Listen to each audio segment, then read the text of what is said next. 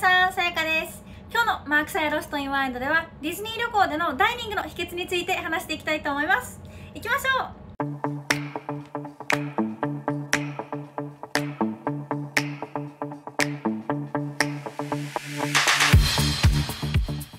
前回のビデオではディズニー旅行攻略の秘訣について話したんですけど、今日のこのビデオは全てダイニングの秘訣になっています。そしてもしまだ皆さんがディズニー旅行攻略の秘訣のビデオを見てなかったら、その動画をこのビデオのディスクリプションに載せておくので、よかったら見ていってください。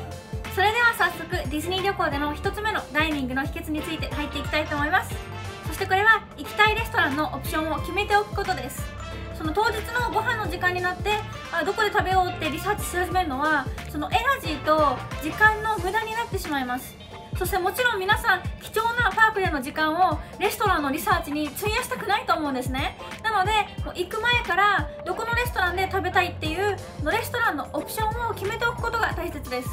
そしてですね、リサーチをしなくてもどこでもいいやって思ってる人もいるかもしれませんが、どこでもよくないです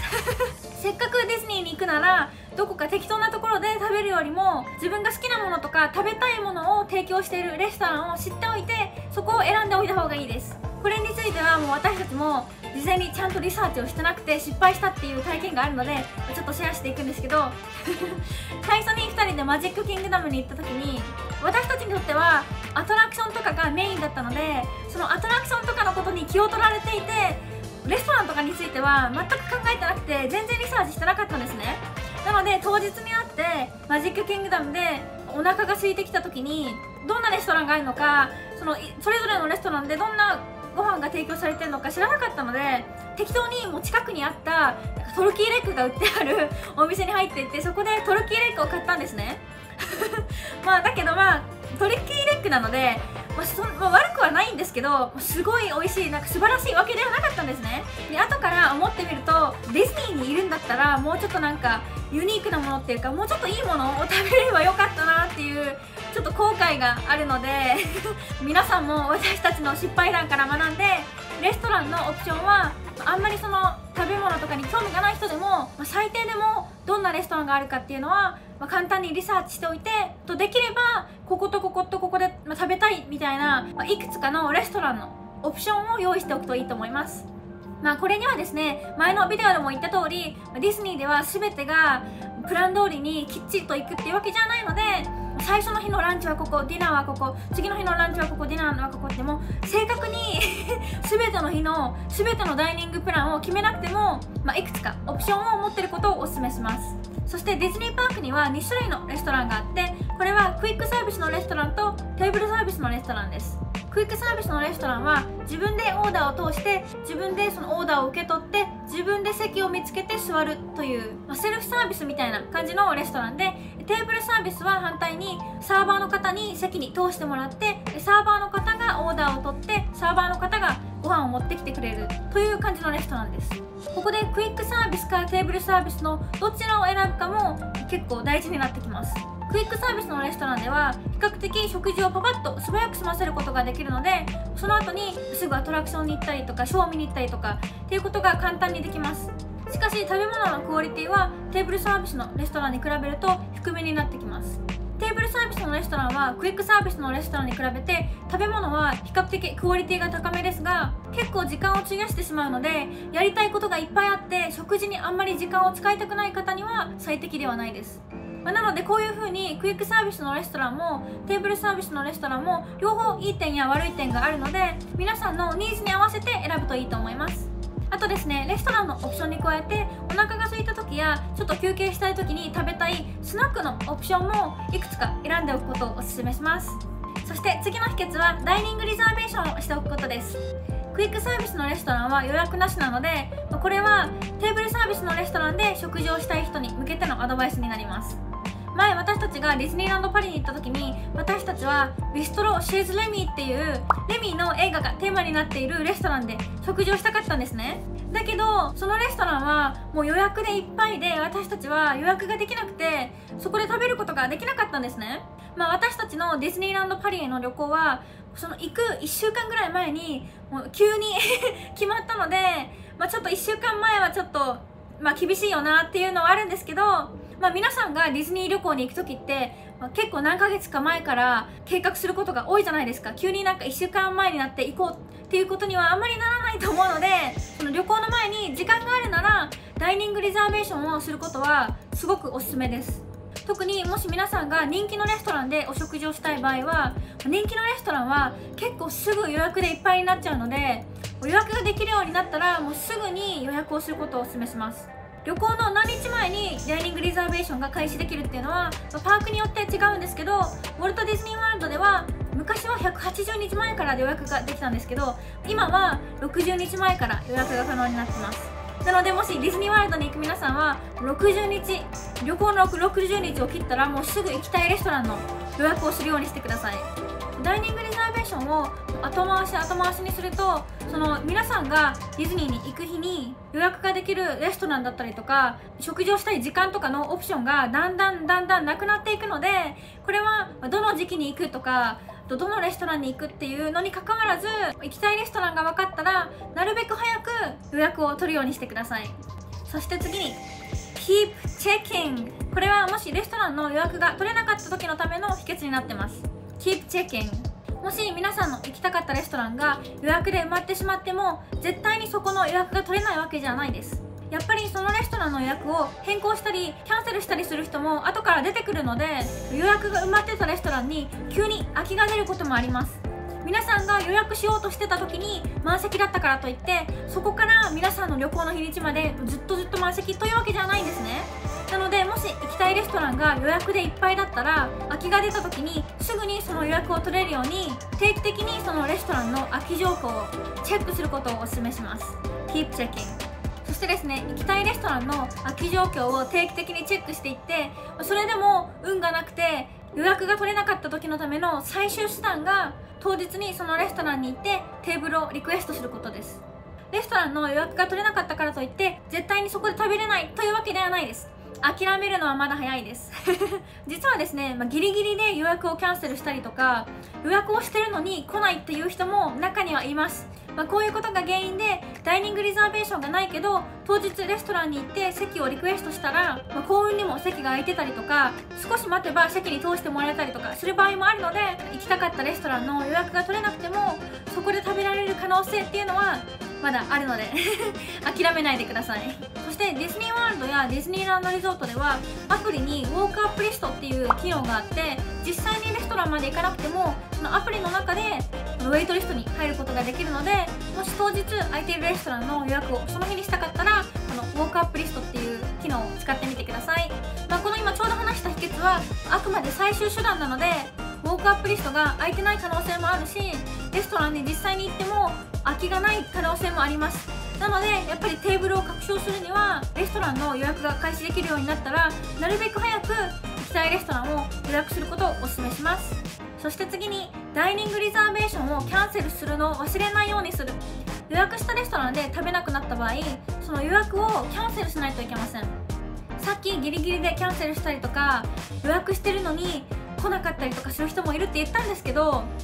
これやっちゃダメです。これやったら他のパークではどうなのか分かりませんが、ディズニーワールドとディズニーランドリゾートではこれをやってしまったらキャンセル料が発生してしまうんです。そしてですね、キャンセル料はなんと1人10ドルです。なので例えば4人分のテーブルを予約してそのレストランに行かなかった場合、予約した時に提供したクレジットカードに1人10ドルなので40ドル合計で請求されてしまいます。このなんていうかキャンセル料はもうすごい高いので、1人10ドルですよ。何も食べてないのに10ドル払わないといけないので、予約したレストランに行かなくなった場合、キャンセル料を避けるためにはその1日前までに予約をキャンセルしてください。さっき他のパークではどうかわからないって言ったんですけど、キャンセル料がないところでも行かないレストランの予約を持ってるのは他の人が予約できなくなるので、ちょっとそれはどうかと思うので、マナー的にも予約して、行かなくなったんだったらキャンセルしてくださいそれでは次の秘訣に行って、これは時間をずらして食べることです。これはクイックサービスのレストランでご飯を食べたい人に向けてのアドバイスなんですけど、ランチとかディナーの時間ってやっぱりどのレストランもすごい混むんですね。なのでこういったピークの時間は注文をしたりとかオーダーを受け取ったりとか席を見つけたりとかするのに全てに時間がかかるんですね。そこで、ほとんどの人と時間をずらして、少し早めか遅めのランチとかディナーとかをすることで人混みを避けることができて、もうちょっとストレスフリーになるので、ご飯はピーク時間を避けることをおすすめします。それでは次の秘訣、キャラクターダイニングを予約する。ディズニーキャラクターとグリーティングがしたかったら、キャラクターダイニングをもう一層予約しちゃうのが一番簡単でストレスフリーなキャラクターに合う方法になってます。パークではやっぱりキャラクターに会うための列って結構長くなるじゃないですか。でもキャラクターダイニングではキャラクターに会って写真を撮ったりとかサインをもらったりとかするのに長い列に並ばなくて済むんですね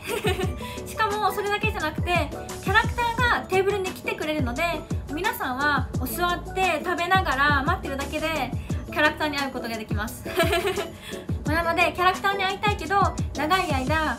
列で待ちたくない人はキャラクターダイニングを予約することをお勧めします。あとですね、費用をなるべく抑えたい人は朝食のキャラクターダイニングを予約することをお勧めします。キャラクターダイニングってだいたいビュッフェだったりとか食べ放題だったりとかするので、比較的値段が高いじゃないですか。だけど朝食のキャラクターダイニングはランチとディナーのキャラクターダイニングよりは少し安めになっているので、なるべく費用を抑えたい場合は朝食を選ぶといいかもしれません。あとキャラクターダイニングのレストランによっても値段が違うので、そこもリサーチしておくのが大切です。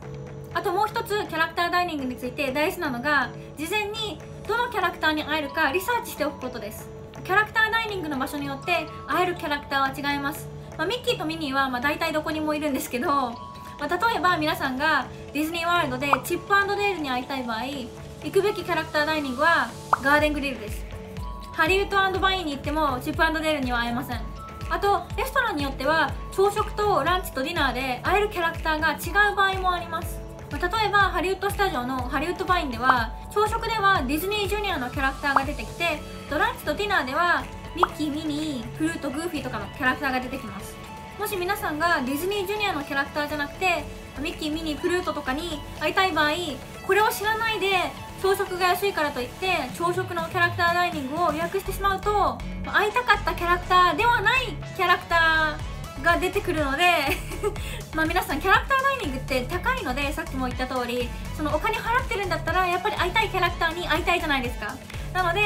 会いたいキャラクターにちゃんと会えるように、そこは事前にしっかりとリサーチしておくことが大切です。それでは次の秘訣は、行きたいレストランの営業時間を事前にチェックしておくことです。ディズニーパークではそのパークにある全てのレストランが同じ時間に開いて同じ時間に閉まるわけじゃないんですね。